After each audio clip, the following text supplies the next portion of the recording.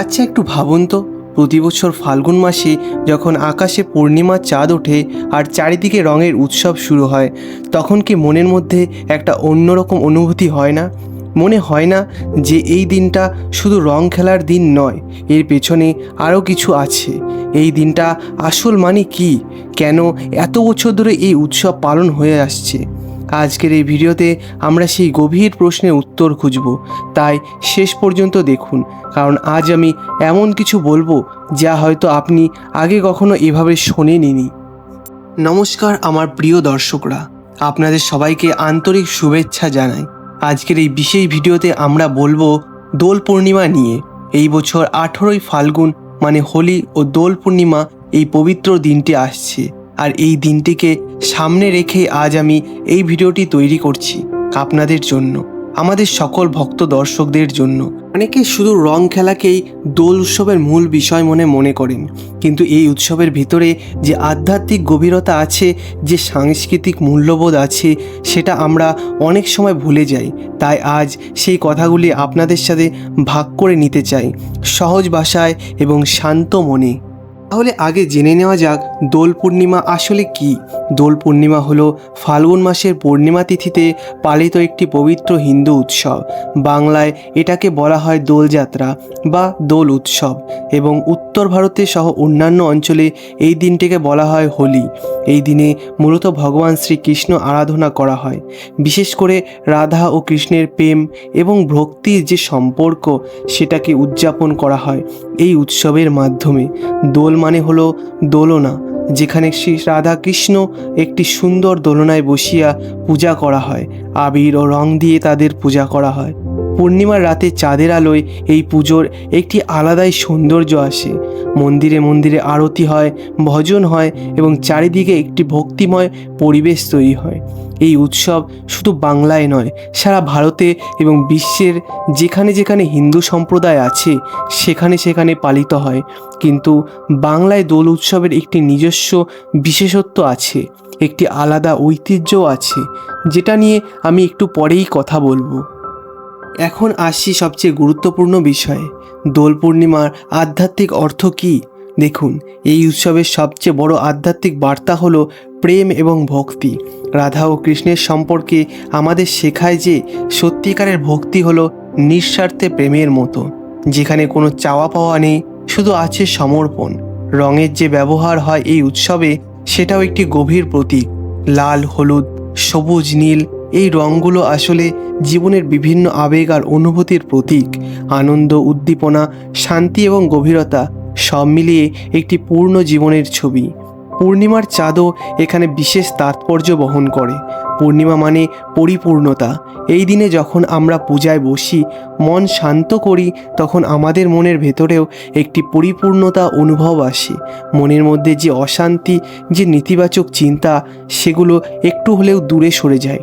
আর সবচেয়ে বড় কথা, এই দিনে মন্দ শক্তির বিনাশ আর ভালো জয়ে যে বিশ্বাস, সেটা আমাদের ভেতরে একটি ইতিবাচক শক্তি জায়গায়। মনে সাহস আসে এবং আশা আসে। বাংলায় দোল উৎসবের একটি আলাদা রূপ আছে।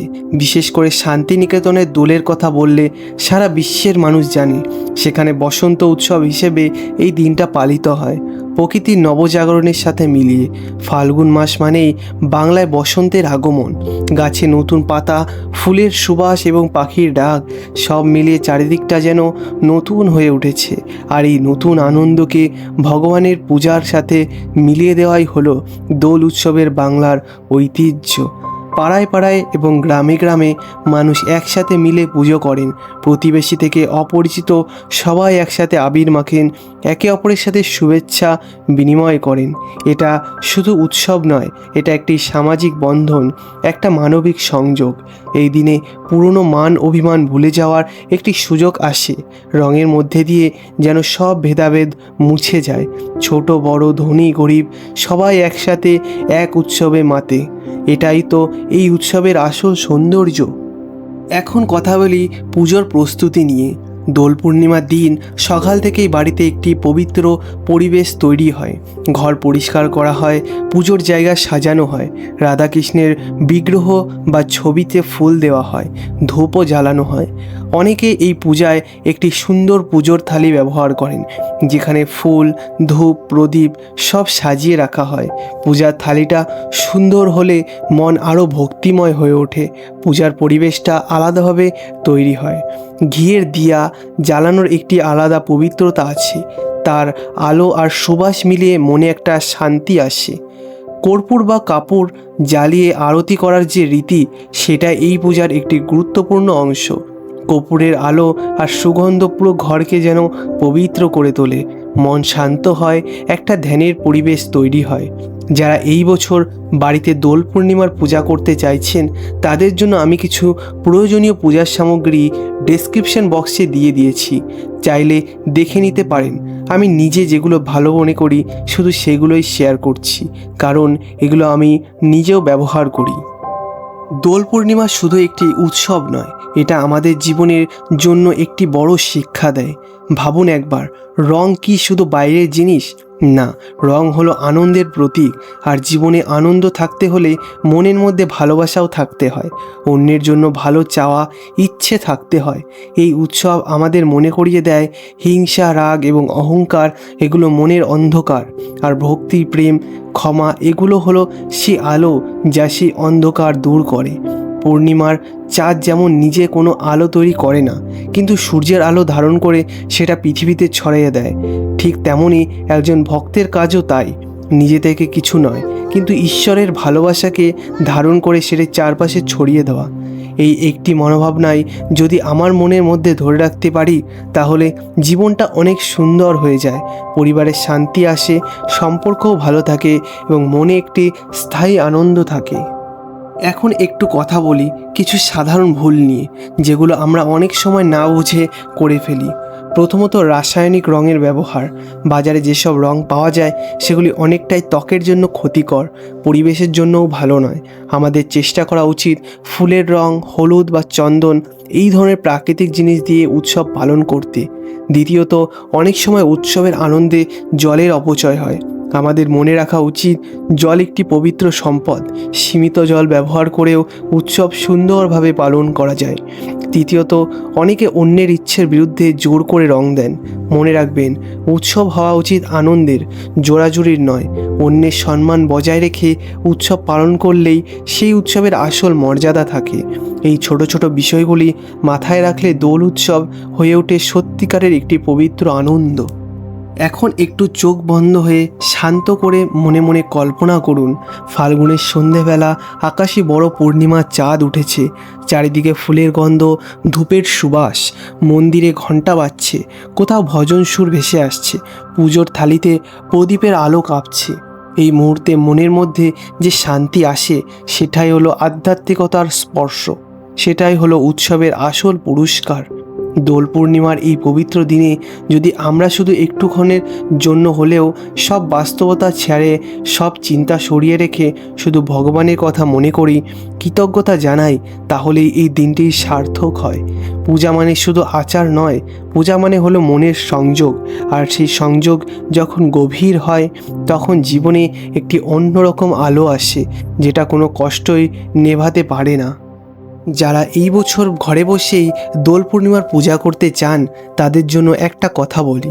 পুজোর সময় যদি সব সামগ্রী একসাথে গোছানো থাকে, পুজোর থালি, ঘি আর দিয়া এবং কর্পূর, তাহলে পুজোটা অনেক সুন্দরভাবে করা যায়।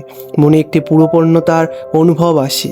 আমি কিছু বিশ্বস্ত পূজার সামগ্রীর লিঙ্ক ডেসক্রিপশন বক্সে দিয়ে রাখছি, যেগুলোর মানে ভালো, দামেও সাশ্রয়ী। চাইলে একবার দেখে নিতে পারেন। কেনার কোনো বাধ্যবাধকতা নেই, শুধু আপনার কাজে লাগবে, ভালো কাজে লাগবে। প্রিয় দর্শক, আজকের এই ভিডিওতে আমরা কথা বললাম দোল পূর্ণিমার আধ্যাত্মিক অর্থ নিয়ে, এর সাংস্কৃতিক গুরুত্ব নিয়ে, আর কিভাবে এই উৎসবকে আরও সুন্দর ও সচেতনভাবে পালন করা যায় সে নিয়ে। এই 18ই ফাল্গুন দোল পূর্ণিমা আপনাদের সবার জীবনে যেন শান্তি আসুক, আনন্দ আসুক এবং ভালোবাসাও আসুক, এই কামনায় রইল আমার। যদি এই ভিডিওটি আপনার ভালো লেগে থাকে তাহলে একটি লাইক দিন, এতে আমার অনেক উৎসাহ বাড়বে। আর আপনার পরিচিত যারা এই উৎসব পালন করেন তাদের সাথে ভিডিওটি শেয়ার করুন, যাতে তারাও এই কথাগুলি জানতে পারেন। এই চ্যানেলে প্রতিনিয়ত এই ধরনের ভক্তিমূলক ও আধ্যাত্মিক বিষয়ের ওপর ভিডিও আসে। যদি এখনও সাবস্ক্রাইব না করে থাকেন তাহলে অবশ্যই সাবস্ক্রাইব করুন এবং পাশে বেল আইকনটি প্রেস করুন, যাতে প্রতিটি নতুন ভিডিওর নোটিফিকেশান আপনার কাছে সবার প্রথমে পৌঁছে যায়। আর হ্যাঁ, আমার হোয়াটসঅ্যাপ চ্যানেলের লিঙ্ক আমি কমেন্ট বক্সে দিয়ে দিয়েছি, চাইলে জয়েন করতে পারেন। সেখানে নিয়মিত পূজা, উৎসব এবং আধ্যাত্মিক বিষয়ে আপডেট পাবেন। ভগবান শ্রীকৃষ্ণের কৃপা আপনাদের সবার উপর বর্ষিত হোক। দোল পূর্ণিমার শুভেচ্ছা। রাধে রাধে। আবার দেখা হবে পরবর্তী ভিডিওতে।